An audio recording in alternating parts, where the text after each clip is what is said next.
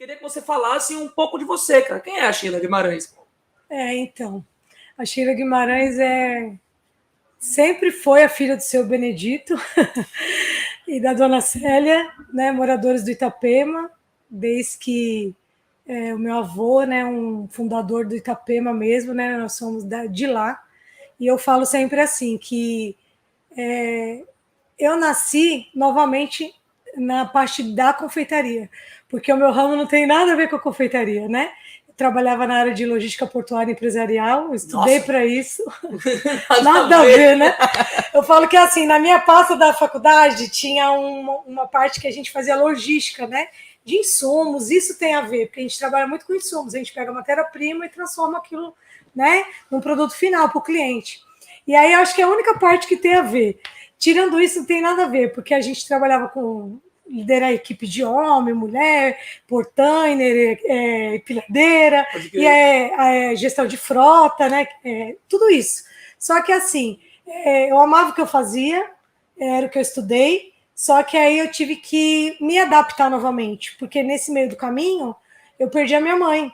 E ela tinha 66 anos, ela foi tirar uma pedra renal, e aí ela faleceu, sem problema nenhum de saúde, né?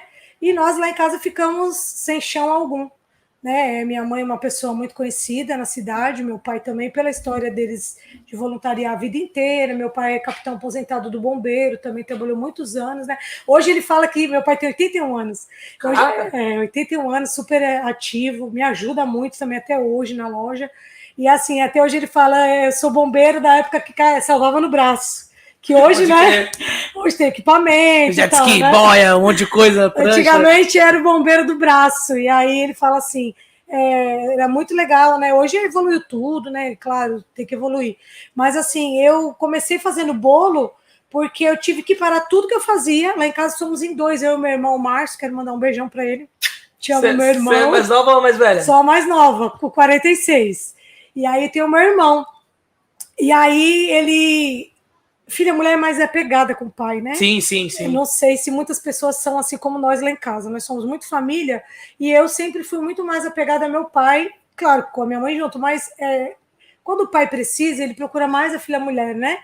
E aí, como minha mãe tinha acabado de falecer, meu pai teve vários problemas de saúde, porque 50 anos de casado, né? Era uma referência que ele tinha, como tudo, né? E uma aí, vida inteira, cara. Tirou-se o chão de todo mundo, mas ele achou que era só o dele, né? Ele teve aquele processo da perda, do repúdio, e aí a gente teve que aprender a lidar com isso. E aí eu falei assim, não, alguém tem que parar a vida e ajudar ele. E aí foi eu. Lá também tem o meu tio que é especial, que minha mãe cuidava, irmão do meu pai, e aí eu larguei tudo que eu fazia e fui cuidar dele.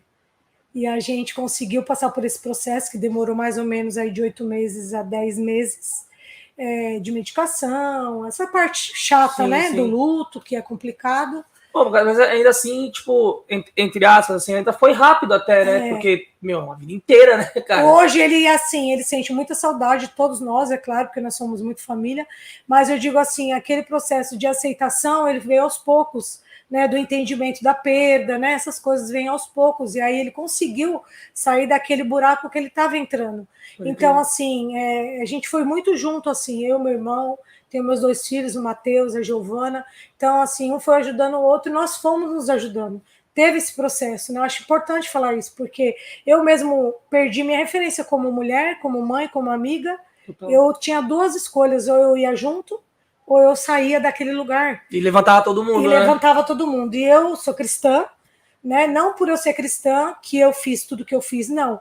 Eu acredito que eu tinha o melhor entendimento espiritual naquele momento, e aí eu fiz uma escolha.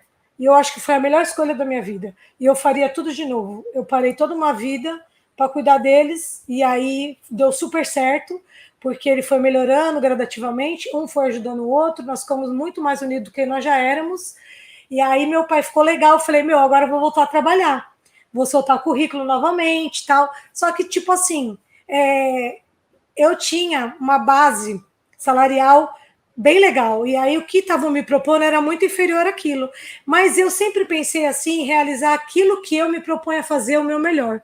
E eu fiquei muito chateada quando eu não consegui arrumar um emprego que condizia com aquilo que eu tinha estudado. E eu estudei porque eu amava o que eu fazia, não era só para ganhar dinheiro. Mas assim, era papo de inaceitável? Era surreal. E aí você para e pensa assim, o meu pai falava, vai, é melhor isso do que nada. Eu sou uma pessoa que eu sou muito determinada naquilo que eu quero. E aí o meu marido também falou assim, não, é melhor você pegar, depois vai galgando e tal. Eu falei, não quero. Mas e aí, você vai ficar? Vou ficar. Se eu acredito no Deus que está na Bíblia, eu vou ficar. E eu vou correr atrás de outras coisas para mim. Até que um dia, foi bem engraçado, que você vai até rir agora, que hoje eu dou muita risada.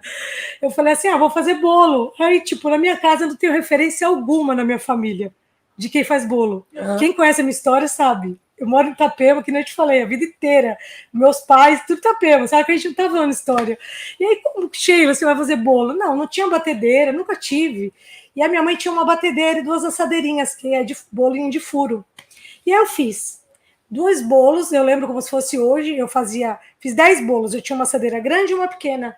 E aí eu falei assim, tipo hoje, R$10 uma e 5 a outra, não tinha calculado, eu não estudei para isso, né? Não tinha nada a ver com a minha pegada. Comecei a fazer, meu marido levou pro serviço, vendeu, aí eu vendia pra vizinha da frente, vendia pra outra e tal. Cara, demorou acho que uns 4, 6 meses, assim, não tinha nenhuma loja na avenida, a única coisa que tinha era Santa Dona, né? Isso vai fazer 7 anos isso. E aí eu peguei, falei assim, vou vender bolo, vamos ver no YouTube, né? Tem tudo hoje na internet. Dá pra aprender qualquer coisa agora. Né? Só que assim, eu só sabia fazer 2 tipos de bolo.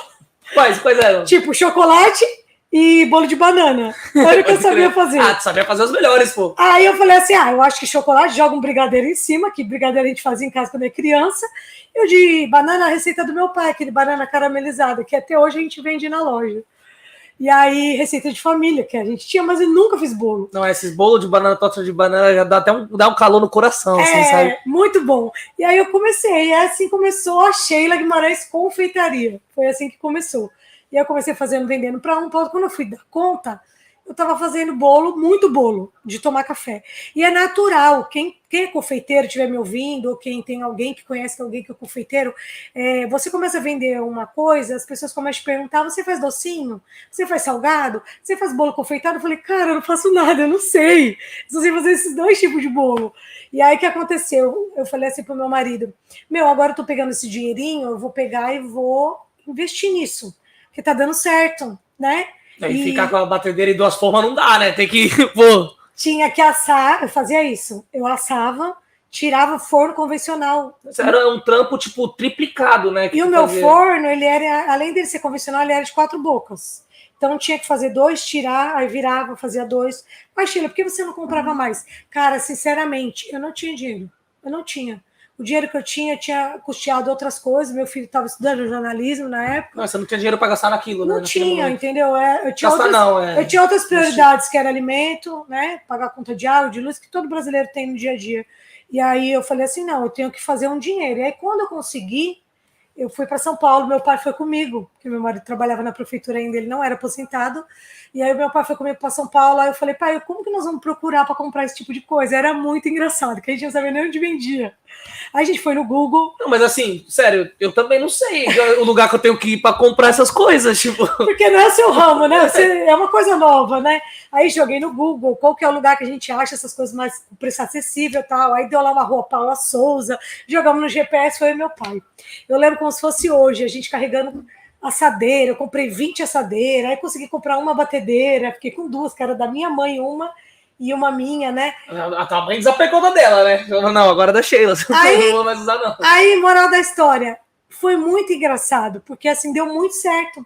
Apesar da gente ter perdido a minha mãe, apesar da gente ter passado tudo aquilo, chegou um tempo que a gente olhou e falou assim, nós estamos conseguindo ir, e um com os outros, estava conseguindo, todo mundo, claro, se tinha saudade, que a gente sente até hoje, mas assim, não tinha muita gente mais sofrendo aquele período, né? A gente tinha uma saudade diferente, não existia o sofrimento, né? Eu acho bem legal a gente falar sobre isso também, porque às vezes as pessoas elas perdem alguém muito querido e elas se fecham de uma maneira que é difícil elas tentarem entender Se abrir que existe de novo, alguma coisa depois daquilo, né? Que depois de um luto tem uma vida, tem uma outra coisa nova, que vale a pena você olhar lá para frente sempre, que não seja por você. Eu, naquele momento, vou te falar a verdade, eu não conseguia pensar em mim. Eu só conseguia seguir pelos que ficaram, que era meu pai, o meu tio, meus 2 filhos e meu esposo. Eu não tive tempo de pensar em mim. E assim começou. A gente vendendo bolo, bolo, bolo, e aí deu super certo.